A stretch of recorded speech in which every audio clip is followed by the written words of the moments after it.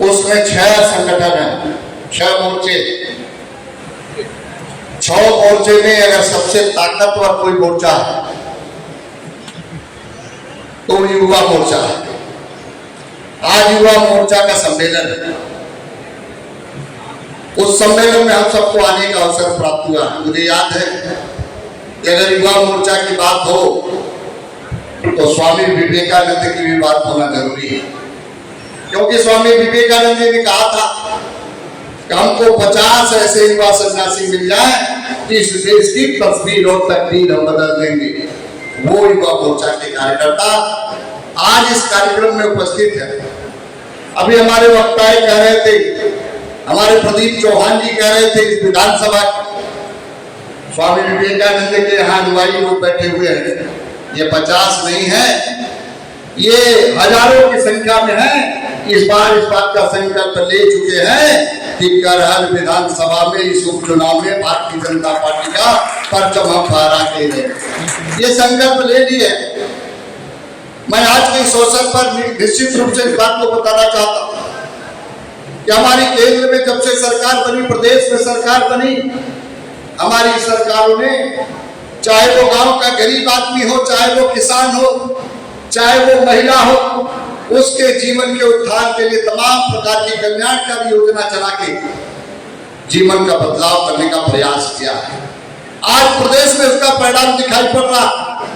हम अगर बात करें तो आज अगर देखिए महिलाओं की हित की बात करें तो आज कितने दिनों से ये प्रस्ताव विचाराधीन था कि नारी बंधन अधिनियम कब इस देश में लागू होगा, लेकिन देश के यशस्वी प्रधानमंत्री जी ने नारी का सम्मान करते हुए नारी बंधन अधिनियम लागू कर दिया। अगर हम किसान की बात करें, किसान को किसान सम्मान निधि देकर, किसानों का समर्थन मूल्य देकर उनको भी सम्मान दिलाने का काम हमारी सरकार ने किया। इसी प्रकार से हर क्षेत्र में बहुत बड़ा बदलाव हुआ।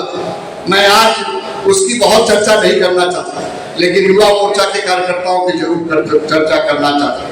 हमारी सरकार जब से बनी है केंद्र में, प्रदेश में, हमारी सरकार ने युवा नौजवानों के लिए तमाम प्रकार के उपक्रम, उपाय और तमाम प्रकार के ऐसे शासनादेश जारी करके युवाओं के क्षेत्र में कैसे उनका विकास हो सकता है, कैसे वो रोजगार के दृष्टि से उनको जोड़ा जा सकता है, हमारी सरकार ने तमाम ऐसे काम किया। मैं तो आज के इस अवसर पर मैं जरूर इस बात की चर्चा आपसे बताना भी चाहता हूँ। हमारी सरकार जब केंद्र में बनी थी तो उस समय ये संज्ञान में आया था कि भारत सरकार ने ग्रुप डी, ग्रुप सी की नियुक्ति में जो है इंटरव्यू व्यवस्था, जो लड़के अच्छा नंबर प्राप्त कर जाते हैं लेकिन इंटरव्यू में उनको फेल कर दिया जाता है।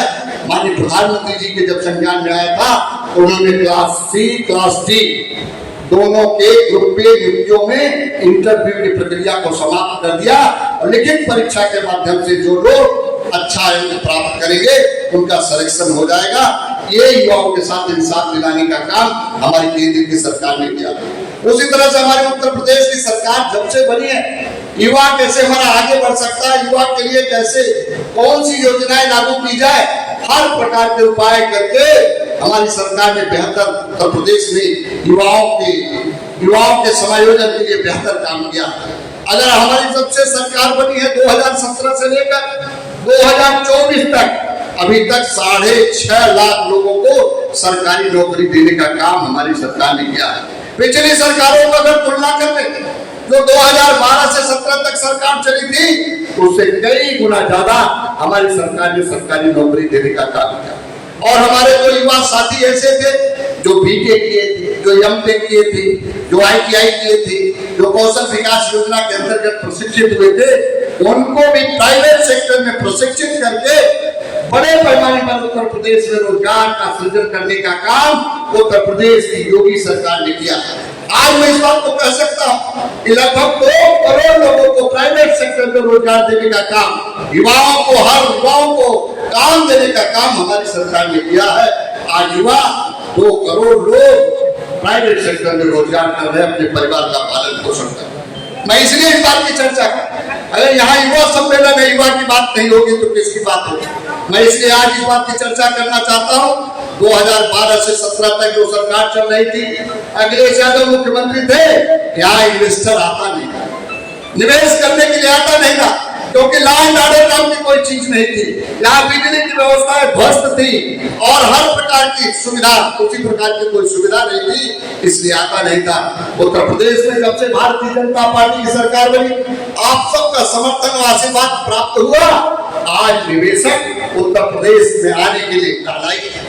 आज निवेशक उत्तर प्रदेश में आकर बड़े बड़े उद्योग में ला रहा है, और उद्योग धंधे जब लगते हैं तभी रोजगार का भी सृजन होता है। वो आज उत्तर प्रदेश में बड़े बड़े उद्योगपति आने के लिए उत्सुक हैं, और आ भी रहे, उद्योग लगा भी रहे। इसके कारण से प्राइवेट सेक्टर में भी लोगों को बड़ी संख्या में रोजगार उपलब्ध हो रहे हैं। मैं आज के इस अवसर पर इस बात को जिक्र करूंगा। पहली बार उत्तर प्रदेश में आपने देखा, उत्तर प्रदेश के यशस्वी मुख्यमंत्री जी ने पुलिस भर्ती प्रक्रिया 60,000 निकाली थी, और 60,000 किस तरह से पारदर्शिता के साथ, ईमानदारी के साथ नियुक्ति की प्रक्रिया को पूरी किया, और उसमें किसी प्रकार की कोई गड़बड़ी नहीं करने पाए, इसको पूरी पाबंदी के साथ किया है। और जो लोग उस परीक्षा में पास होंगे, सारी औपचारिकता पूरी होंगे, उनको नियुक्ति प्रमाण पत्र दे दिया जाएगा।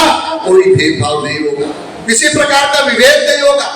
ये पारदर्शिता के साथ हमारी सरकार ने काम किया, और माननीय मुख्यमंत्री जी ने इस बात को कहा है कि 40,000 और पुलिस की भर्ती की प्रक्रिया हम निकालने वाले हैं।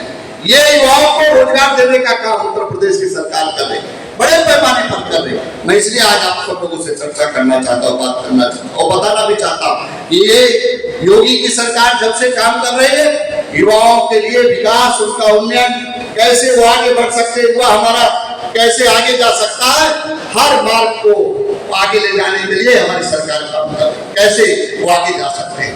मैं आप सबको एक बात को जरूर बताना चाहता हूं, क्योंकि मैं खेल मंत्री हूं, तो खेल विभाग की भी बात बताना जरूरी है, क्योंकि